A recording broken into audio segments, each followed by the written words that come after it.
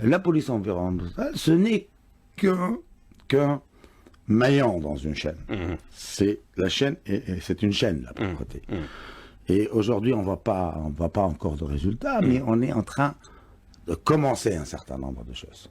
D'abord, il y a un problème structurel au niveau du pays et un travail stratégique à mettre en place. Surtout avec les démantèlements donc des délégations délégations. Et puis il y a beaucoup de, Oui. et surtout il y a un grand problème qui est l'encadrement, le taux d'encadrement dans les municipalités qui est très très très bas. Donc vous savez, et je l'ai dit plusieurs fois, l'encadrement au niveau des municipalités ne dépasse pas 10%. Et dans 8,4%. L'encadrement du personnel, vous voulez dire. Le taux de cadre Oui, d'encadrement, oui, c'est-à-dire le taux de cadre par rapport au taux des effectifs, ouvriers. donc voilà, oui. Par rapport aux effectifs, ça ne dépasse pas 10%.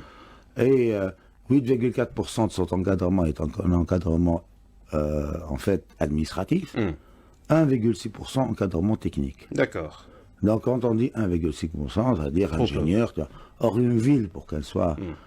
tu vois, pourquoi nos villes sont comme ça?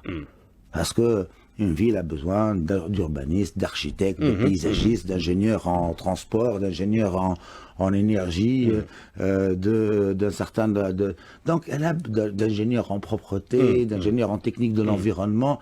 Donc c'est ça. C'est la chaîne que vous êtes en train de Et ce travail stratégique, on a commencé à le faire.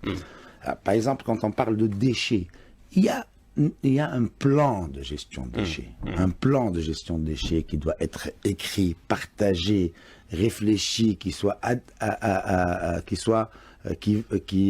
adapté à nos besoins, à nos types de déchets, au comportement de nos concitoyens. Tout à fait, oui.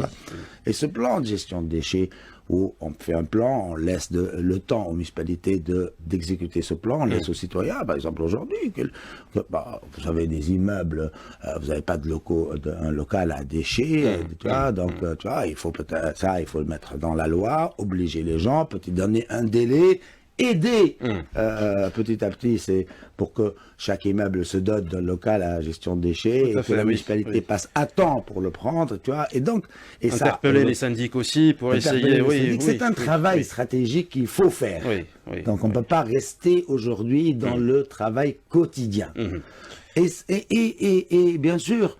En attendant qu'il y ait des élections municipales, parce qu'il y a des périodes de vide, une période creuse, quand on fait une dissolution tout d'abord, ce système de Niabet Rossosé, il y a de délégation spéciale qui a duré 7 ans aujourd'hui. Puis après, on dissout les délégations spéciales, on met des délégués. En attendant, il y a une période, tout le monde savait que tout le monde va partir. Donc il y a une période de relâchement, relâchement. Mais on est en train de travailler avec les municipalités pour les améliorer. D'autres ont des moyens très limités. Donc, tout ce travail stratégique, il faut le faire. Il ne faut pas rester que sur le quotidien, parce que le quotidien, ça ne finit jamais.